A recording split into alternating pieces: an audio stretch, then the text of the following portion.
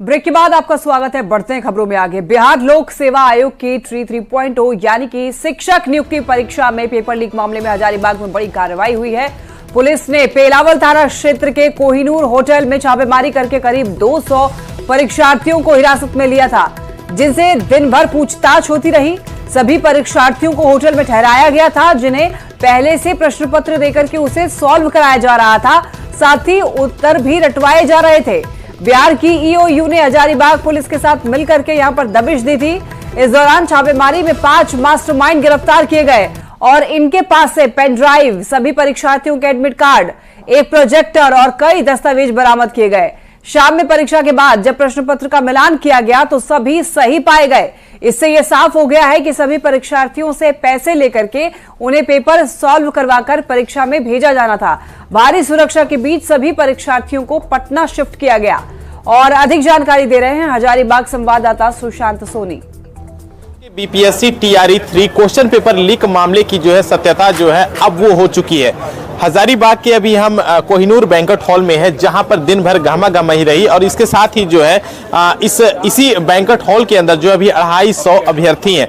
अगर हम इस क्वेश्चन पेपर लीक मामले की बात कर ले तो बीपीएससी की जो एग्जाम होने वाली थी उसमें यह सभी जो अभ्यर्थी हैं वो शामिल होने वाले थे। आपको बता दें कि एक एक जो अभ्यर्थी थे उनसे 10 से लेकर 15 लाख रुपए तक की जो है वो सेटिंग की बात कही जा रही। साथ ही जो अभ्यर्थी पैसे नहीं दिए थे उनसे उनकी शैक्षणिक योग्यता जो प्रमाण पत्र है वो रख लिया गया था। बता दें कि इस पूरे मामले में जो है 5 मास्टरमाइंड को भी पकड़ा गया और पुलिस जो है उनसे गहराई से पूछताछ कर रही है। आपको बताते चले कि झारखंड की जो झारखंड पुलिस की टीम है, इसके अलावा जो बिहार के आर्थिक अपराध इकाई की जो स्पेशल टीम है वो इस पूरे मामले की छानबीन कर रही है। वहीं सभी को जो है हजारीबाग के जो कई थाना क्षेत्र में जो अभ्यर्थियों को जो है रोका गया था पुलिस के द्वारा, उन्हें जो है इसी बैंक्वेट हॉल में लाया गया और यहां से जो है सभी को पटना ले जाया जाएगा। आपको बताते चले कि जिस तरीके से यह क्वेश्चन पेपर लीक का मामला आया हुआ है उसको लेकर बिहार पुलिस और भी इसकी गहराई तक जाने का प्रयास कर रही है, जो मेन मास्टरमाइंड है उस तक पहुंचने का प्रयास कर रही है। अब देखना होगा कि इस पूरे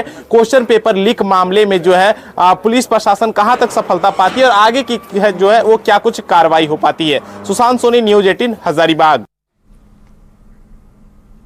पटना से एक बड़ी खबर सामने आ रही है। बिहार के 2 नेता की सुरक्षा बढ़ाई गई है। राज्यसभा सांसद संजय झा की सुरक्षा बढ़ी है। संजय झा को Z श्रेणी की सुरक्षा मिली है। आपको बता दें, खुफिया एजेंसी की रिपोर्ट के आधार पर फैसला हुआ है। बिहार सरकार ने फैसला लिया है। संजय झा को 22 जवानों की सुरक्षा मिली है। तो करीब 4 से 6 कमांडो जवान हमेशा उनके साथ रहेंगे। अर्ध सैनिक बल के सूत्र के मुताबिक ये खबर हम आपको बता रहे हैं। हम पार्टी के विधायक अनिल कुमार की सुरक्षा भी बढ़ा दी गई है। अनिल कुमार को 22 श्रेणी की सुरक्षा दी गई है। 3 शिफ्ट में 8 जवानों की तैनाती होगी।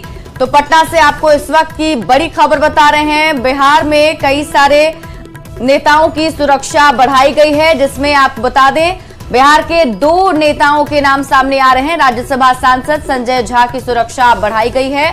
संजय झा को Z श्रेणी की सुरक्षा मिली है। बिहार सरकार ने यह फैसला लिया है। संजय झा को बता दें आपको 22 जवानों की सुरक्षा मिली है और करीब 4 से 6 कमांडो जवान हमेशा उनके साथ रहेंगे। और हमारे साथ संवाददाता शंकर आनंद अधिक जानकारी के साथ जुड़े हुए हैं। शंकर, 2 नेताओं की सुरक्षा जो है बढ़ाई गई है, क्या कुछ वजह है इसके पीछे? देखिए, पिछले कुछ समय से लगातार कुछ कई इनपुट्स जो हैं बिहार में जो स्थानीय जो खुफिया एजेंसी है बकायदा उनको मिल रहे थे।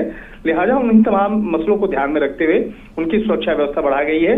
और जिस तरह से संजय कुमार झा की अगर बात करें तो पिछले कुछ दिनों की रिपोर्ट जो है उनके खिलाफ जो कई ऐसे इनपुट्स मिल रहे थे कि उनकी सुरक्षा व्यवस्था जो है वो उसको बढ़ाने का निर्देश जारी किया गया। और जिस तरह से हमारे सूत्र बताते हैं कि अब उनको Z श्रेणी की जो सुरक्षा व्यवस्था है वो देने का फैसला लिया गया है। इसके साथ ही हिंदुस्तानी आवाम मोर्चा जिसे हम पार्टी है उसी पार्टी के एक विधायक हैं डॉक्टर अनिल कुमार, उनकी सुरक्षा व्यवस्था में भी बढ़ाने का फैसला लिया गया है। और डॉक्टर अनिल कुमार की सुरक्षा व्यवस्था Y कैटेगरी की गई है। Y कैटेगरी की अगर बात करें तो राज्य सरकार के जो प्रोटोकॉल्स हैं उस प्रोटोकॉल्स के तहत जो 3 शिफ्ट में 8 जवानों की तैनाती उनके पास होगी, यानी कि 1 या 2 जो जवान होंगे वो उनके साथ होंगे और 3 शिफ्ट में ये जवानों की तैनाती होती है। तो यानी कुल मिला के जो 8 जवानों की तैनाती उनके पास की गई है।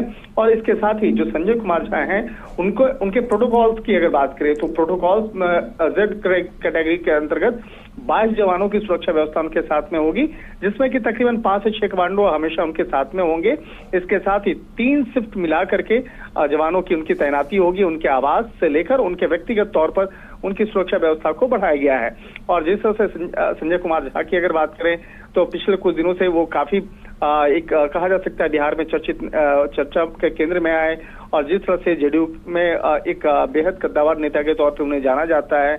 और अभी हाल फिलहाल में लोकसभा चुनाव भी होने हैं, तो लोकसभा चुनाव के मद्देनजर उनको अब कई अलग अलग जगहों पे जाना है, तो इसलिए ये फैसला स्टेट गवर्नमेंट के द्वारा लिया गया है, जैसा कि हमारे सूत्र बता रहे हैं। तो एक तरह से कह सकते हैं कि ये 2 बड़े फैसले हैं, लेकिन ये दोनों बड़े फैसले अभी एमएचए के द्वारा नहीं बल्कि बिहार सरकार के द्वारा लिया गया है। और बिहार सरकार के द्वारा संजय कुमार झा को जेड श्रेणी की सुरक्षा व्यवस्था और डॉक्टर अनिल कुमार जो हम पार्टी के विधायक हैं उनको वाई कैटेगरी की सुरक्षा व्यवस्था प्रदान करने के जो फैसला वो लिया गया है। जी चलिए, बहुत बहुत शुक्रिया तमाम जानकारी के लिए शंकर आनंद।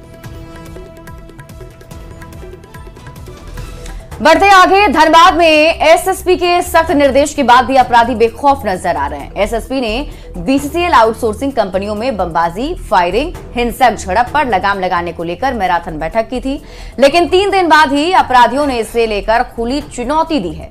कतरास थाना के छाताबाद में जीटीएस आउटसोर्सिंग माइंस में बीती रात अपराधियों ने बमबाजी कर दहशत फैला दी। यहां 2 बम फेंके गए थे, जिसमें एक ब्लास्ट हुआ जबकि दूसरा ब्लास्ट नहीं हो सका। इसे पुलिस को सौंप दिया गया है। रात करीब 1:30 बजे हुई बमबाजी के बाद कर्मचारी दहशत में हैं।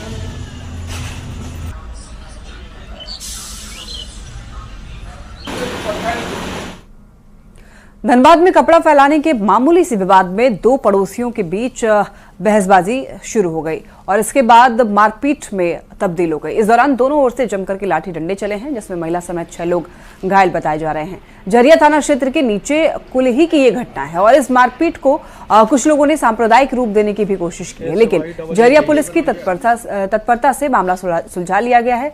घायलों को इलाज के लिए भर्ती भी कराया गया है। तो वहीं थाने में दोनों पक्ष की ओर से लिखित शिकायत दर्ज कराई गई है। लड़ाई में कुत्ता पहले मेरे छोड़ा, बदन में काटा, फिर शाम को अफ्तारी के बाद वो लोग ने हमला किया। भुजाली था, कट्टा था, तलवार था, पाइप था, सारा चीज़ वो लोग तैयारी में था और वार किया। मैं नमाज पढ़ के मस्जिद से निकला और साथ साथ में 5 लोगों को घायल किया। वो लोग बोल के गया कि शाम में हम 6 बजे के बाद बताएंगे, अब तारीख खोलेंगे उसके बाद तुम लोग से बात करेंगे। और अब तारीख करने के बाद फिर हम उससे पहले हम अपना दुकान चले गए थे। दुकान में उसके बाद दुकान से जब घर आए तो घर में देखे कि पूरा झगड़ा झंझट बाहर में हो रहा है। छुड़ाने के लिए जब हम अंदर गए तो हमको पीछे से